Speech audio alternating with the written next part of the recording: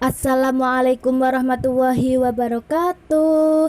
Bagaimana kabarnya anak-anakku yang solih-solihah? Semoga pagi ini selalu sehat ya, dan semangat dalam belajar di rumah. Kembali lagi bersama Ustazah Rahmah dalam mata pelajaran PPKN.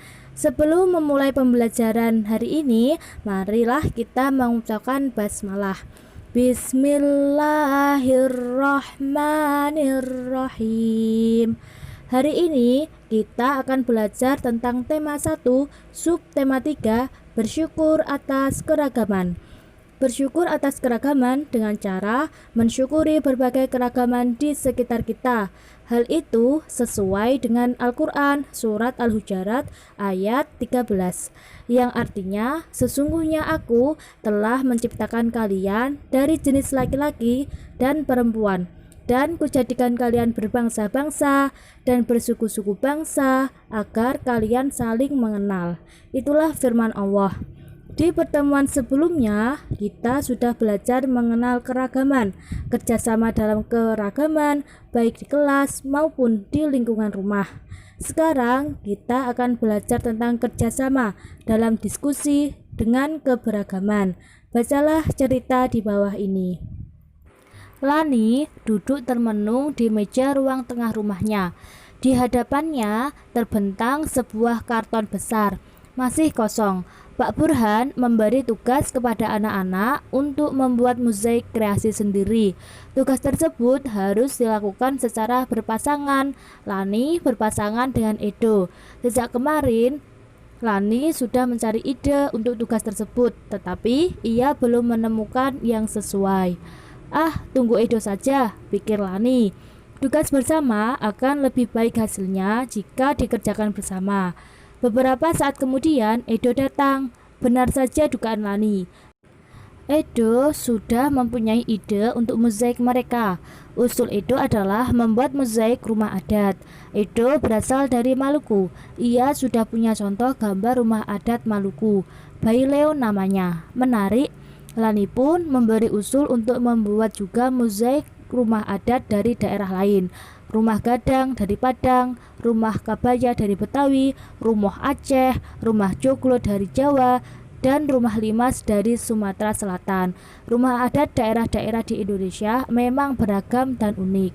Mozaik rumah adat akan menjadi kreasi yang menarik.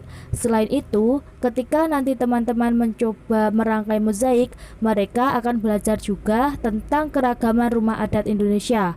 Pak Burhan memang sengaja memberikan tugas membuat mozaik secara berpasangan, bukan hanya untuk mengasah kreativitas, tetapi juga memunculkan diskusi, mengasah kerjasama, serta memecahkan masalah bersama-sama. Sama seperti mozaik, ketika kepingan-kepingannya digabungkan, menjelma menjadi gambar yang indah. Nah, dari cerita tersebut, apakah anak-anak sudah tahu manfaat kerjasama dalam diskusi? Manfaatnya yaitu membuat pekerjaan menjadi mudah dan cepat selesai, dapat menyelesaikan kesulitan bersama, serta meningkatkan persatuan dan kesatuan. Dalam diskusi, kita harus menghargai pendapat orang lain, karena setiap pendapat memiliki kelebihan dan kekurangan.